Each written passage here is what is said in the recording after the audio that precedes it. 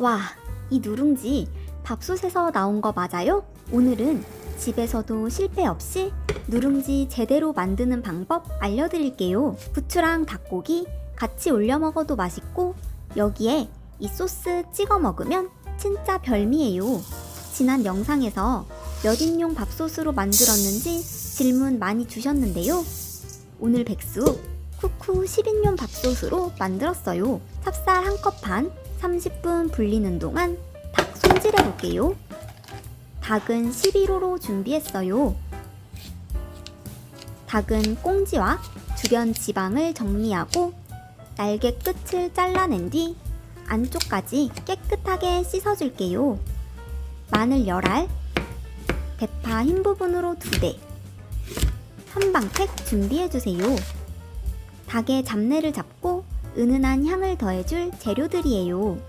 재료 준비가 끝났으니 이제 밥솥으로 맛있는 누룽지 백숙 만들어 볼게요. 충분히 불린 찹쌀을 밥솥 내솥 바닥에 깔아준 뒤 손질한 닭을 올리고 대파와 마늘 한방팩을 넣어주세요. 물은 800ml로 넉넉하게 넣어줬어요. 완성된 진한 백숙 국물로 부추 숨을 살짝 죽여 같이 먹으면 맛있거든요. 고압 설정 버튼을 눌러주세요. 요리식 고압집으로 50분 설정해 두고 닭이 익는 동안 함께 먹을 소스를 만들어 볼게요. 진간장 4스푼, 입에 사과 식초 2스푼, 설탕 1스푼, 다진 마늘 반 스푼, 연겨자는 취향에 따라 넣어주세요.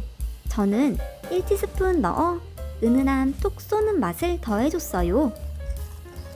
잘 섞은 뒤 물을 넣어 소스 농도를 맞춰주세요. 고압찜 진행 중간에 물바지 상태도 한번 확인해봤어요. 혹시 넘칠까봐 걱정하시는 분들이 계시더라고요. 고압찜이 끝난 뒤에도 확인해봤는데 이 정도 상태였어요. 고압찜 50분 후 닭은 부드럽고 촉촉하게 잘 익었어요. 육수팩과 대파, 마늘을 건져낸 뒤 닭을 잠시 빼두고 남은 찹쌀로 바삭 쫀득한 누룽지 만들어 볼게요. 살을 발라주면 부드럽게 잘 분리돼요. 백숙 국물은 부추에 부어서 숨을 살짝 죽여 닭고기와 같이 먹으면 정말 잘 어울려요. 이제 남은 찹쌀로 노릇하고 쫀득한 누룽지 만들어 볼게요. 더 바삭하고 쫀득한 누룽지를 만들기 위해 누룽지 누름 강화 모드를 사용했어요. 설정 버튼을 8번 눌러 누룽지 누름 강화 모드를 켠 뒤 누름 강화가 선택되었습니다. 누룽지 취사를 선택해주세요.